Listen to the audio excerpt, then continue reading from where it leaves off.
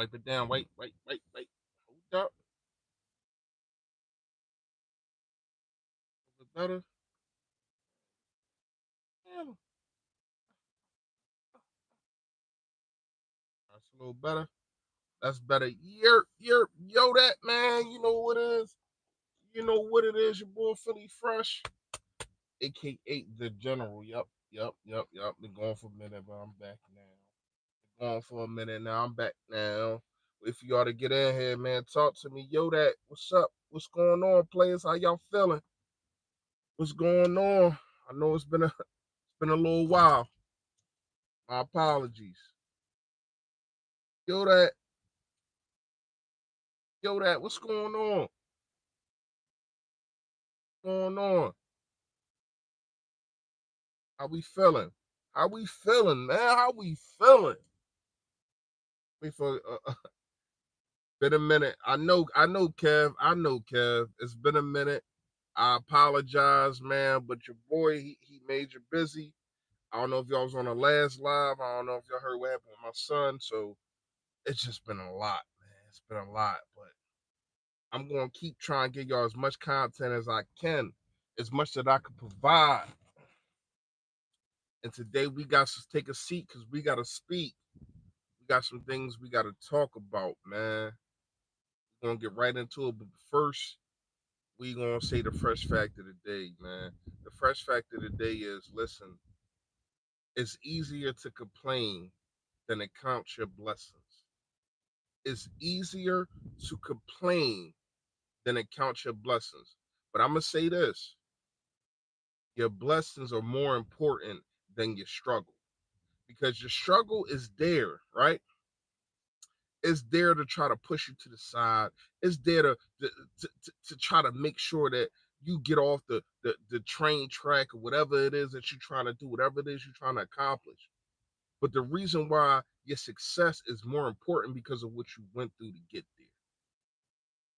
Look at me, man. Look at me. I mean, my story, man, is crazy, especially these last couple years has been crazy. Both sons have been shot. Both my sons, one's is paralyzed, one is fine. But both my sons have been shot in the last 2 years. My oldest boys, one is 18, one is 19. Listen, count your blessings because they're not going to be here forever, and neither are we. All right, we got to get straight to it. Let's get straight to it. Let's do it. Is Arthur Juan Brown's injury? Thanks, Kev. I appreciate it. I appreciate it. Is Arthur Juan Brown injury more significant than we think? Is it? Because when you bring this wide receiver in, it's two things. And shout out to LB. LB did say this first. I watched his live last night. Shout out to LB. That's my guy right there. He did say this. He did say that when you look at it, it could be two things. It could be either Arthur Juan Brown, Mr. AJ Brown himself, Mr. 20. Everybody clap it up. Throw some claps in the emojis, man. 29, 29th best player graded and rated by his his I don't want to call him, man. He been rated by his peers. That's what I'm gonna say. E Money, yo that. He been rated by his peers. The 29th best player in 2024-2025 season. I think him dealing with an injury, man, that kind of set him back. He ain't dealing with no injury. He probably talking about top 15 because we all know he a top 2-3 receiver, and he ain't probably 2 or 3. But is him having this injury the reason that this team goes out and get the wide receiver from the Texans? It's a question that I had to ask, and I want to know your opinion on it. To tell you the truth, make sure you hit the like button for your boy. I want to know the opinion on y'all, man, because I'm looking at it like, damn, why? You know what I mean? Or could it be they're trying to put together a package They're trying to put pause. That sounds crazy, but they're trying to put together something to go get a CB2 because that is the main conversation that we gotta have today. So today at training camp, Kelee Ringo did not play with the first team defense at all. Matter of fact, they had everybody else out there, including Cooper DeJean, except for him. Now I'm gonna say this, and I wanted to go live so bad, but I just been busy, man. I can't tell y'all how busy I be. For real, for real. If I told y'all my schedule, even today, I'm at a work site right now. I got a little bit of time to talk to y'all. But if I told y'all my work schedule, that y'all be like, Fresh, when do you sleep? Fresh, when do you get any damn rest? I'm gonna tell you, I get about 3 hours of rest. And then I'm back at it. I'm back at it. But I'm doing that. I'm gonna tell you why I'm doing that. Number one, it's definitely for the family and all that. But it's also for y'all. Because this football season, I'm putting everything to the side, man. We gonna ride. You know how your boy do, man. You know how your boy do. If you've been following me for a minute, you know we do the pregame, then we do the halftime, then I go live with y'all the post game, and then next thing you know, I'm live with y'all on Broad Street, showing y'all Broad Street, showing y'all how we acting out here for a lot of y'all that I know ain't from Philly or don't live in Philly, man. That's what I do. That's what I do. I bring the streets to y'all. You ain't got to go to Broad Street. Broad Street to come to you through your TV, courtesy of your boy Philly Fresh. You don't believe me? Go look at the channel. Go look at the channel. Go look at the old lives. That's what I do, man. But anyway, so we got a situation to where as though CB2 is up for grabs. We know Bennett came over here. Bennett be getting some playing time. I thought Bennett wasn't bad in the preseason game against the Browns, but I also gotta realize this is second team guys that he going against. He's not going against a CD Lamb. You know what I mean? He's not going against a Terry McCarlin, wherever he gonna be. Yo, the NFC East is in shambles, and it's so crazy. The NFC East is so much shambles, but the one team other than the Philadelphia Eagles that actually been chilling and been staying out of the bullcrap is the Giants. They've been chilling, and they got a defense, man. I ain't gonna lie, they got a defense, and the Commanders they gonna have to see them week one, especially if Terry McCarron don't play. Oh man, Scary Terry don't play, y'all in trouble. Y'all in trouble. But that's not what this video is about. I just don't know if we have the guy. I like Bennett. I like what he brings to the table. And I know it's like Fresh, hold up. He got to get acclimated. He got to do this and he got to do that. I get that. But when he steps on the field, do you say, damn, that's the guy right there? Now you can look at some of his tape and you can see when he played over there with the who was it? The Raiders. You can see him, going step to step with a guy here and there and yada yada yada. But to me, is he the guy that says, yo, we good at CB2 now? I don't know. And the fact is that I don't know and I have questions. I'm thinking maybe you do put a package out there to go get another cornerback. Maybe you do call Rasul Douglas. Maybe you do call Stephon Gilmore. Maybe you do make a couple phone calls. But it's getting a little bit early. I mean, a little bit late. It is. We talking 2 weeks until we host that banner. Until we host that banner. We talking about two weeks until we host that banner, man. You know? So I don't know, man. I don't know. I don't know. How y'all feel about it? Because I'm real skeptical. I'm real skeptical about CB2. I am. And if there's one thing that is bugging me, not bugging me, but it's one thing that I'm a little concerned about. I gotta be honest, man. I gotta be honest. To keep it a buck, I gotta be honest. I'm going to say it gotta be CB2. Now we could talk about safety, and I know that Makuba, he had a hell of a preseason game. I mean, when you talk about having two turnovers, one one in the pick six, and then picking up a fumble, not causing it, but picking up the fumble and having the awareness to be at the right time, at the right place at the right time, should I say. I like it. But at the same time, it's like, I might want to call Justice Simmons. But if I'm Howie Roseman, it's like, or if I'm Vic Fangio also, it's like, when is it too late? Now we can sit here and say it's never too late. It's never this and never that. But we do gotta understand that week one, even though I think we gonna smoke the Cowboys, right?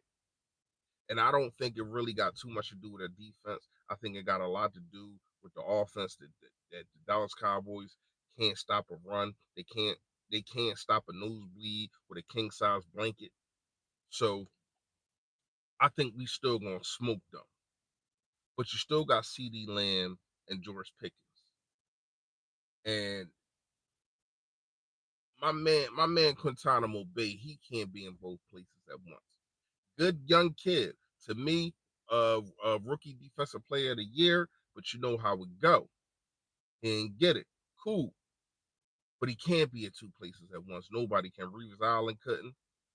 You know what I mean? Even Deion Sanders, he couldn't do it neither. So to me, when you look at the situation, it's like, it's if I'm a quarterback and I trot out there and I see Ringo, I trot out there and I see the opposing quarterback, and I go out there and I see even Bennett. I'm not even going to throw. I'm not even going to throw to Quintanamo Bay side. I'm not. So to me, man, I don't know how y'all feel about it, but to me, when you look at the situation of that CB2 is a question, that is major because you got to understand. First of all, you got to understand and look at the quarterbacks that we're going against. We're going against Jaden Daniels twice. We're going against Dak. Yes, we can talk about Dak and all that in the postseason and how he chokes and blase, blase, blase. But he does have good regular seasons, and we do got to play him twice in the regular season. And he does have George Pickens and CD Lamb. Okay. Then when you turn the page, I don't know what's going on with Washington, but you do got Scary Terry over there. I don't give a damn about Debo Samuels, but maybe he get in shape. Maybe he lose 50 pounds and he turns out to be a stud. You're gonna have to deal with the Rams. You're gonna have to deal with Kansas City. You're gonna have to deal with Michael Evans and Chris Godwin. You got some guys that you got to deal with. And I'm not sold on a cornerback two situation. And for the love of me, the fact that they got Cooper and they said it wasn't even base packages.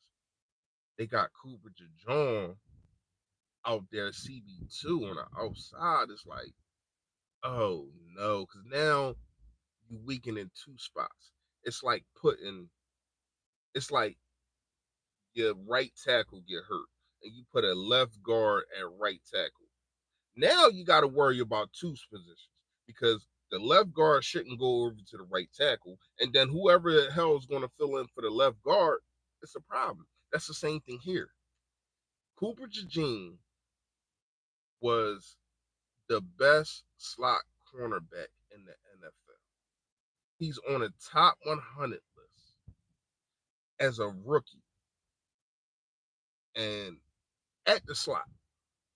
And we're going to go out here and we're going to say, we need you to go outside. Nah, put him on punishment. He can't go outside. Cooper DeJean should be on punishment. He's not allowed to go outside. I know you new age parents. I know y'all be doing the punishments. Y'all be doing the punishments. First of all, I know this is a little off script, but first of all, you put your kid on punishment now, they don't give a damn. They don't want to go outside. When I was young, we was outside. But now these kids, man, it's cool because, all right, I'm going to play my iPad.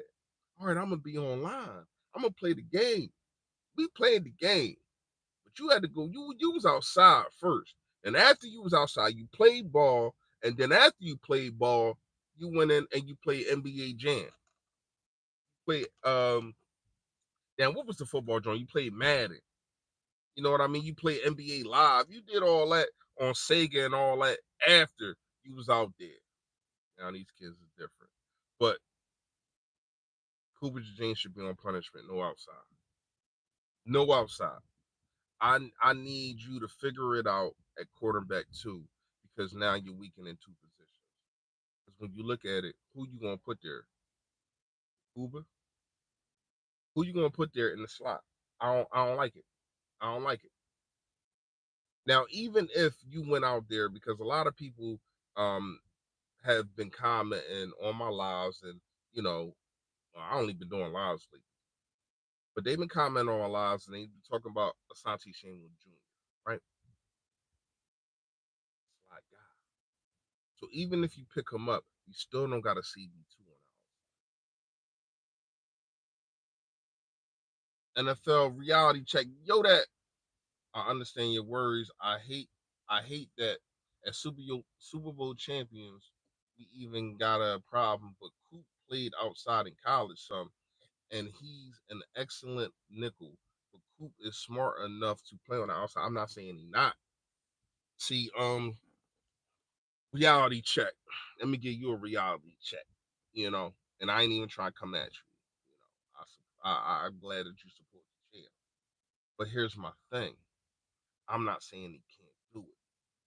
I'm just saying he shouldn't do it for the Philadelphia because he was the best slot guy.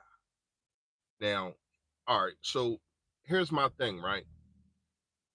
If you are in a weightlifting competition, right? Anybody in here chime in if you ever been in one. I've been in one, right? You a weightlifter, but your strength is benching. Your strength is benching. You worked all hard to, to benching 350 and all that. You didn't got up there, and then your coach before the match starts says, "I need you to do squats." Like, whoa, hold on, man. My strength chest. The hell I'm doing legs for? That's how I feel about that because Cooper Jazine's strength from what we seen last year, he's a phenomenal athlete, a phenomenal player. I don't want him on punt returns no more. They gotta figure that out. Figure that shit out. But I'm gonna say this: his biggest strength is playing in the slot. You cannot take the guy that's at the top of the NFL, the best at the NFL last year, and move him. We're not going to go out there and ask Saquon Barkley to be a wide receiver. We're not going to go out there and ask Jalen Carter to be a linebacker. We're not going to go out there and ask Quinyon Mitchell to be a safety. Now, I do get what you say in reality check that he played it before. I get that. But Jelix Hunt also played safety. You're not going to put Jelix Hunt in. His strength right now, how he looked like he going to be one of them ones at pass rushing. Ringo not working out. This is why Fangio is making sure Cooper Jazine can move if needed. I ain't got no problem with that. I ain't got no problem with that. Dark Brown. Shout out to you, yo. That I ain't got no problem with that.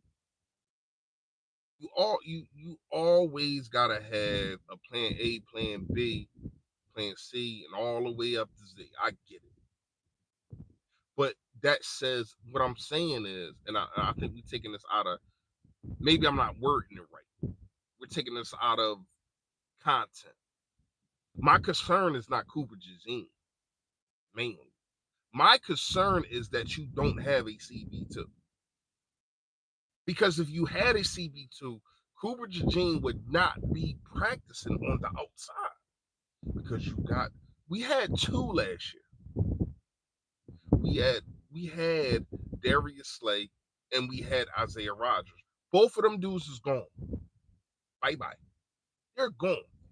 So when you look at the situation, it's like you went from having two that you know that you could put in there at any time till we don't know what the hell we have. I mean, correct me if I'm wrong. If we go out there and we trot out Ringo, I don't think that's gonna work. I think him getting cooked, how he got cooked in the first preseason game, that spoke volumes. Obviously, they went out there and got Bennett, right? What's the other dude? Adoree Jackson. Is he even playing? He hurt, right? Because if he are a slot, it is the weak part. Our linebackers should be able to help our slot coverage, but that's not their job. See, you got to understand with Vic Fangio, defense is you do your job. You can get help here and there, but you're supposed to be able to do your job at the highest point. It's a reason why Vontae Maddox was replaced by Cooper DeJean because he wasn't getting his job done. You get what I'm saying? It's a reason. Vic Fangio don't play that.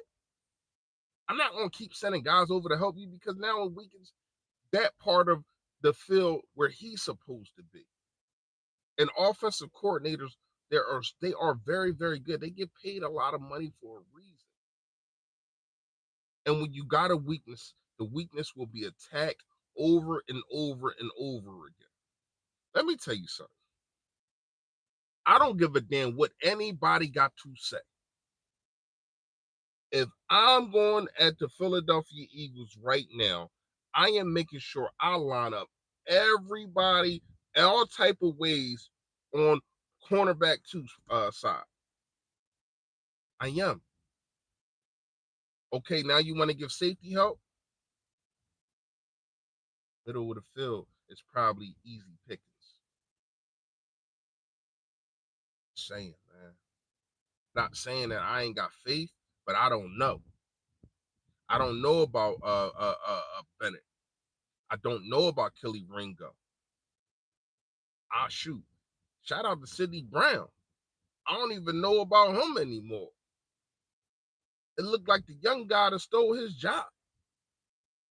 So it's not only CB2, but it's also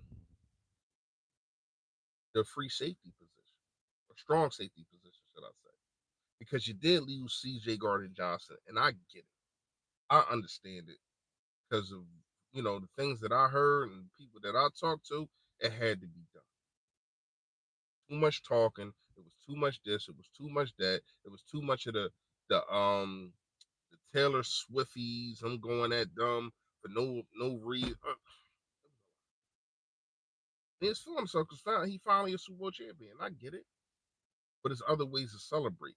So I'm not mad at the Philadelphia Eagles to trade C.J. Gardner Johnson, but to me, you should have brought somebody in, and maybe they think that they had a Sidney Brown. I don't know, but somebody should have been in place to replace C.J. Gardner Johnson, if that makes any sense. This is the only gripe that I have on Howard, for real, for real. This year, I thought he'd been phenomenal. Well, last year, you get what I'm saying. I thought he was phenomenal in the draft. I thought he was phenomenal just doing everything he can to make this Philadelphia Eagles team better. But then when you go out there and you get a wide receiver, and we do need cornerback help, it got me scratching my head. Now I give Howie the benefit of the doubt. So the first thing in my mind is not say, yo, like, what are you doing? The first thing on my mind says, well, maybe, just maybe, you're going to probably package a Jahan Dotson, who you probably can get something for. I mean, he showed out in the playoffs. He wasn't that great in the regular season. I think he had about 300 yards, same as like Quez Watkins and all that. But the difference between him and Quez Watkins, when Dotson was throwing the ball in the Super Bowl,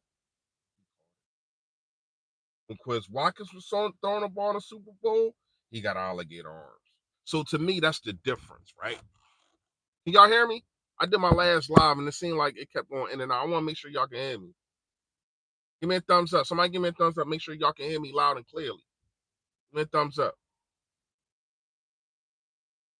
Somebody. Anybody. Am I clear?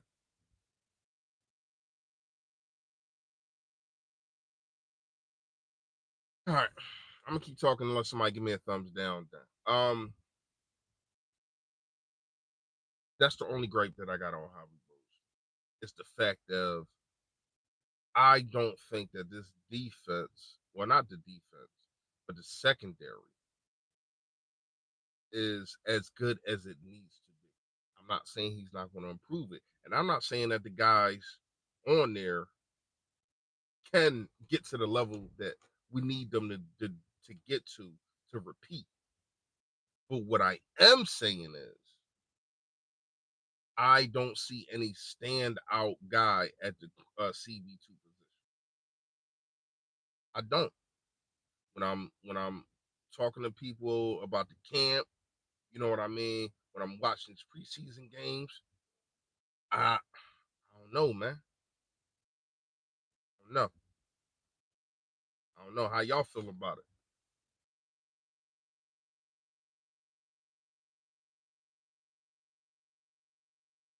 So, in other news, man, we talked about AJ Brown. We talked about Kelee Ringo. We talked about Bennett, Dory Jackson, all that kind of stuff, right? I'm gonna say this. I think this defensive line has been highly underrated. They got our defensive ends ranked 31st in the NFL. 31st in the NFL. When you just seen what this defense did, and I know we missed, missing some guys. Josh Sweat gone, a couple other guys gone. I get it, but at the bottom line, you still got Nolan Smith, you still got Jealous Hunt, and them playing, not playing in the preseason. Jealous Hunt's definitely going to be a starter. We already know that Nolan Smith is going to be. But you got a couple other guys, man, and I think this defensive tackle room is very, very deep. It's very, very deep. Now, what I will say is, when I looked in the preseason, I didn't see as much pass rush as I would like to, even from Jahad Campbell, even from T.J. Wash. You know what I'm trying to say, third round pick. But I do think that this defensive line is way higher than 31. But you know, it's the Philadelphia Eagles. We got hate all around the board, man. They say we a super team, but then they don't want to put AJ Brown in the top 5 as wide receiver. Devontae Smith ain't even in the top 10. Saquon Barkley, we know Saquon Barkley. Saquon Barkley. Jalen Hurts never rated. You know what I mean? Like, so not never, but he's not rated where he should be. So it's always hate. I get that. But to say we 31st potentially in pass rushing is a bunch of bullcrap. It is. But I'm gonna say this: the pass rush was going to have to get home. These guys, these young guys, they gonna have to get it. Because when we just talked about the CV2 situation, they gonna have to get it. They gonna have to get after it, man.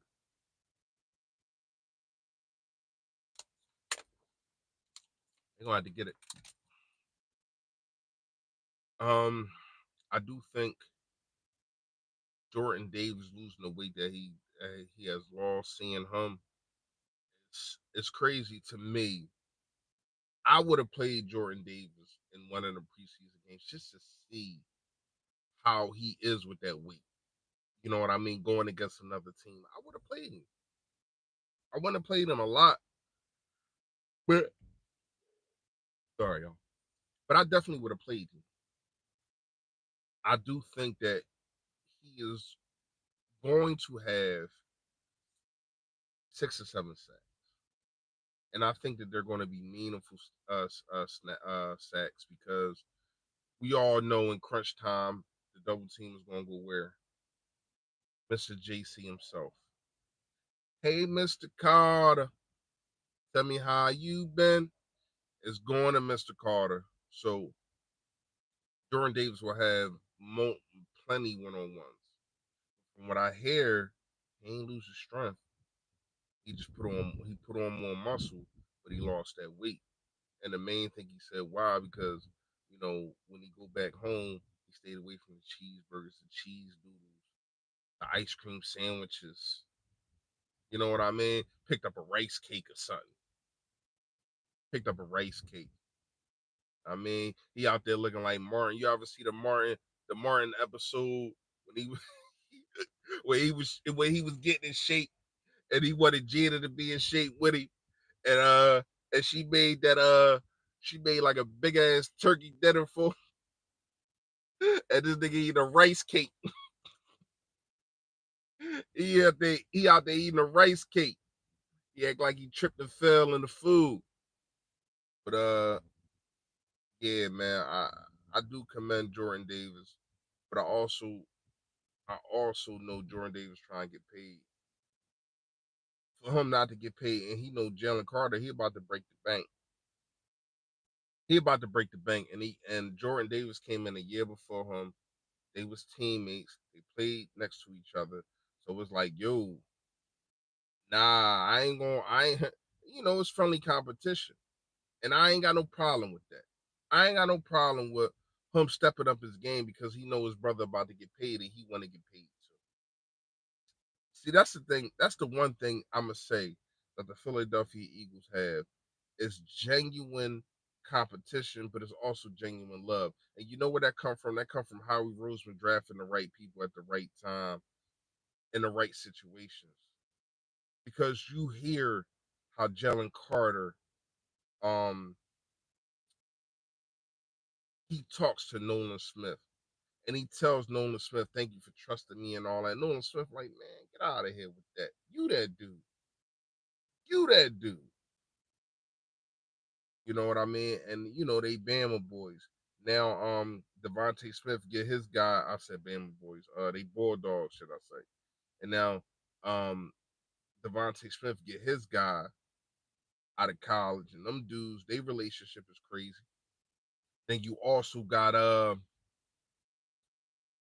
you know, Jalen Hurts and AJ Brown, man. They basically best friends.